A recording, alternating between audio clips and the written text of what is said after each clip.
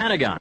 The day before 9/11, Secretary of Defense Donald Rumsfeld declared war, not on foreign terrorists. The adversary is closer to home. It's the Pentagon bureaucracy. He said money wasted by the military poses a serious threat. In fact, it could be said that it's a matter of life and death. Rumsfeld promised change, but the next day, the world changed. And in the rush to fund the war on terrorism, the war on waste seems to have been forgotten. My 03 budget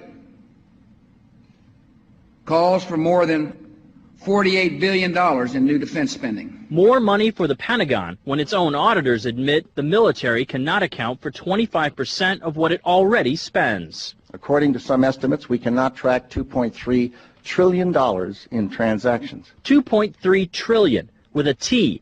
That's $8,000 for every man, woman, and child in America.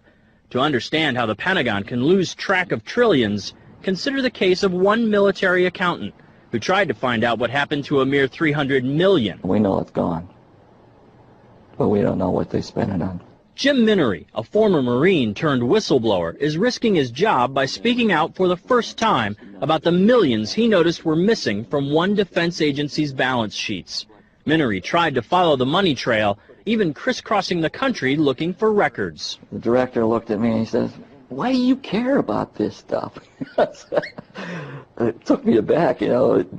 My supervisor asked me why I care about doing a good job. So he was reassigned and says officials then covered up the problem by just writing it off. They got to cover it up. That's where the corruption comes in. They've got to cover up the fact that they can't do the job. The Pentagon's Inspector General partially substantiated several of Minery's allegations, but could not prove officials tried to manipulate the financial statements. 20 years ago, Pentagon employee Franklin C. Spinney made headlines exposing what he calls the accounting games.